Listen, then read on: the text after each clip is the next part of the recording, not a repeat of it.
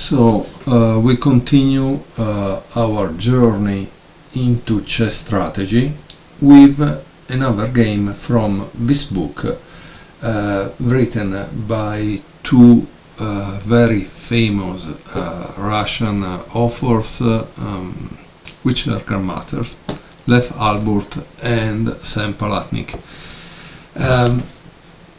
Now, chess strategy might be have new books that you want to see, but the reality is it's always the same. It's not that the chess strategy from 1970 has totally changed from the one in 2025, right? So, especially for you that maybe you are just a club player in a tournament, nothing changed. Hence, we can really enjoy a book that has been written in, this one was in what, 1997, because it doesn't make any difference, right?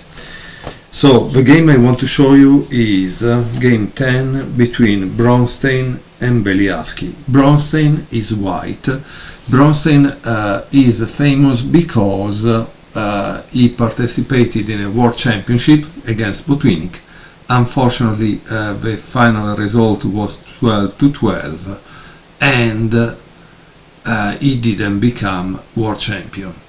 But one of the famous things that I think Petrosian said, Petrosian was the 9th world champion, is you think our generation learn chess from the Informer, which is this book you have seen in our videos.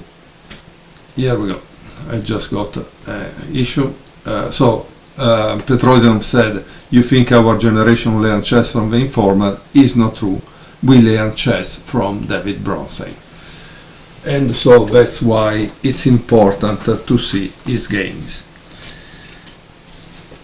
So Bronstein begins with e4, and Beliavsky plays c6. This is the Caro-Kann defense. However, he can re-enter in other openings depending how you play it. Okay, d4, d5, knight c3. D takes e4, knight takes e4, bishop f5, and here there is a move that I didn't see often, or I never saw up to now, knight c5. Okay, this is, I really didn't see it, because generally the usual I have played the Caro-Kann is knight g3, bishop g6, knight f3, and so on. This thing, knight c5, I never saw it. Very interesting, I think. Very interesting. Notice also Beliavsky was a top contender in this maybe 80s, and this game was played in Erevan in 1975. So Beliavsky continued with queen b6. And now there is another very aggressive move that I never saw. So this game is really a gem. g4, wow, incredible. Bishop g6, f4. Oh my god, this is interesting, huh? He's just trying to trap the bishop right away, and look what he's doing. He is doing it because this queen is not on this. Otherwise it would be a mess, because black could play also something crazy and have this thing, but the queen is here, so he played e6, queen e2, wow, obviously tack, tack, tack, and then there is another check here. He's gonna make that king move. It's incredible, wow, very, very aggressive. Bishop e7, h4, and h5. Beautiful, beautiful game, huh? Okay guys, so here if you were white, what would you play? Because I believe this game is not only the strategy, but it's really beautiful because it's Bronstein. He's such a strong attacker. And notice, what is this game teaching us is the fact that he's cutting a piece off. This is the idea. He's cutting the piece off from the main action, and I think the lesson is about this bishop that is going to get cut from the action, which means black is playing with 3 points less, right? Okay, I hope you paused the video and found the move for white, and now you can check if you get it right. f5, e takes f5, and now was the real idea about f5, which is g5, because if you take, obviously this piece is not gonna get out of the action, but g5, and probably I didn't see, but he will do this at a certain point, has totally blocked this thing in. Okay, so let's see how it continued. Here he said, after g5, white has created a blockade on black's king side. By sacrificing his pawn on f5, white has temporarily excluded the bishop on g6 from the game. Now, some advantages are temporary, which means they will not last a long time. You need to act in that time frame to make the advantage even bigger, okay? And so I do believe, however, that this was something prepared by Bronstein, because otherwise it wouldn't be so, I mean, this is kind of a bold, right? Knight d7, knight b3. So notice this knight b3 is in a sense important because the queen was attacking b2, right? And this cannot move and blockade effectively up to the moment this is defended. And now he played queen c7. Interesting. So he still want to avoid bishop f4, and now he's also attacking here to attack the king, probably. H, knight h3, long castle, and bishop f4. So that's the meaning of the knight on h3, to be able to support the bishop on f4. So now also white can eventually castle on that side, but what white achieved here is that this is blocked.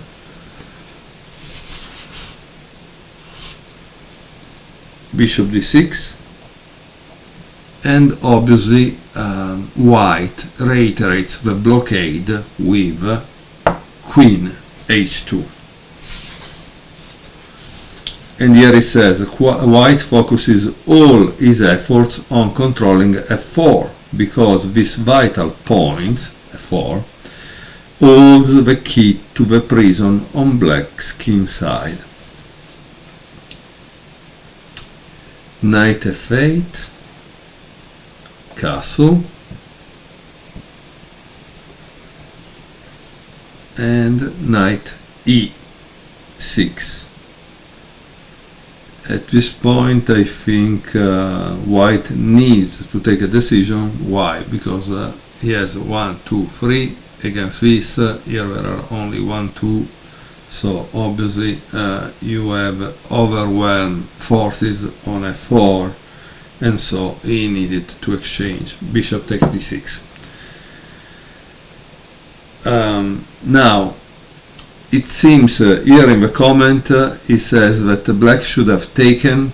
Maybe they are right. Unfortunately, in the game, Beliavsky, that however was one of the top players in that period, played rook takes d6.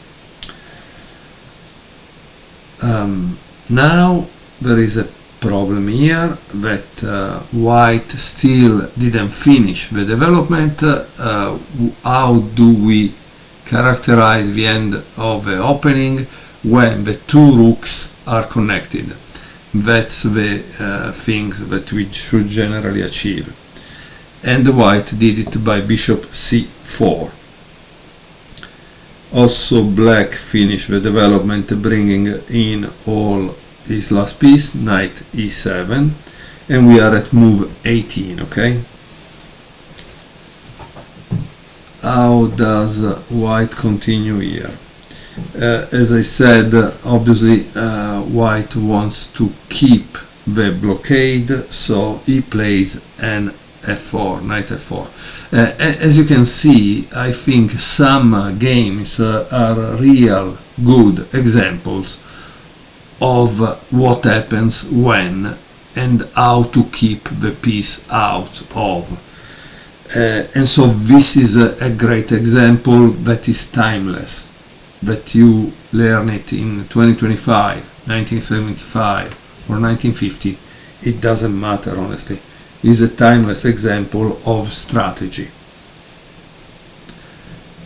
Knight takes f4, queen takes f4, and now there is rook d8.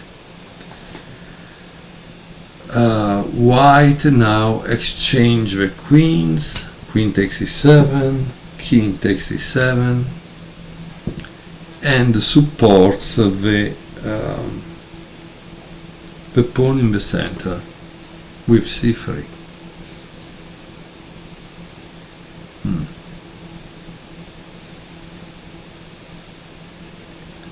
Rook h e8, trying to get control of the file, and white return to c5 with the knight. So why this move? What does this move mean? This move is again to go to d3 and probably f4. So as you can see, it's all based on that. All based on that. And c3 was needed because you cannot go to d3 without protecting this. Okay. The point is that black could have played f4, but then after rook h f1, this is gonna go down because you're not able to keep it, and then he threatens the other pawn because he has a bishop. So probably that is the reason. Okay, and as you can see, black has a material advantage because black has a pawn more, right, than white, but he has this problem. So obviously black is conflicted between, do I give this back and get dynamism, but then I have maybe this falling down, and so not only I have given this back, but I lose a pawn and I go in the opposite direction. And unfortunately I don't think black did that, and so he played knight c8. So maybe it was a little greedy, black, but he should have given up material in order to regain dynamism. But the problem is we are at move 23, you give back material, maybe you don't get it back anymore, and Bronstein convert it into a win, because obviously we are speaking of a top player. Okay, after knight c8 there was knight d3, like I said, to go here, knight d6, and bishop b3, and then black enter inside with rook e3, and white continue with knight f4 like he planned, rook d e8, and then rook h g1. This is a very interesting move. because you would have thought that he would have played this, but in reality what is going to prevent is black from playing this and here, and that would be a big problem for white. So sometimes you need to understand what your opponent wants to do and prevent it from doing it. So this move prevents that black can do this, attacking both of them, and it becomes really a mess. And once more, as you can see, sometimes, especially for people like us, that we are not world champion material, this kind of maneuver, one can see them only in long time control games. While we wouldn't think of it in a blitz or bullet, right? Or maybe we would, I don't know. Rook 8, e7, and let's see. So at this point the author of the book says black owns the e file and has an extra pawn. However, these advantages are problematic compensation for the imprisoned bishop on g6. Rook d f1, so supporting the knight f4 and attacking f5 indirectly. Knight e4, and guess what? Obviously white now brings all the pieces to attack on the king side. Bishop d1. Now the king side, we call it king side, but in reality is like queen side in this game, because the king is on the other side, okay? And that's kind of important, because it means that we are not going for a win by checkmate because we are attacking the king. We are going for a win because probably one of these two pawns could become a pass pawn. Again, I didn't see the game, but I suspect that's the case. King d6, bishop f3. Of course, white can capture black extra pawn after bishop takes h5, but this would exchange a strong piece for the prisoner on g6. So as you can see, a grandmaster level player is able to understand the huge difference between saying, oh yeah, but this is free and this is free. No, this is not free. This is 1 point maybe, and this is a really free or something because it controls all the board. So you must definitely understand the difference in strength and activity of each of your pieces. And this is a kind of feeling that one developed in my mind after he plays for a while. For example, this piece is definitely stronger than this, right? So you know already the difference between the two. Yeah. Okay, so what did he play? He played bishop f3, c5, d takes c5, and king takes c5. So we have a king that is very strong and powerful in the middle of the board.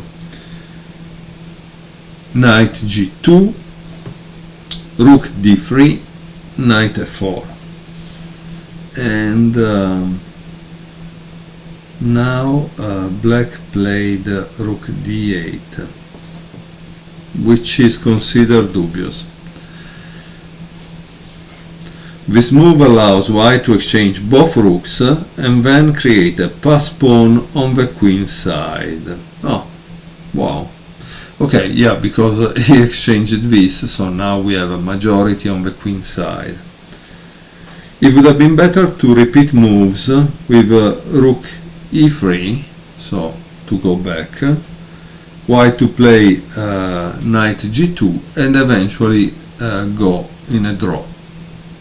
But black overestimates his chances and avoids the repetition, However, it is white who is better in the result ending, even though is a pawn down.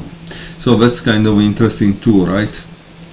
And notice, in fact, yeah, here there is a pawn majority that, however, is totally blocked, while maybe this will start to roll. Again, at this point, you need to go into the endgame and see what you can do. Let's see what's going on here and how white gains an advantage. Rook d1, rook e d7.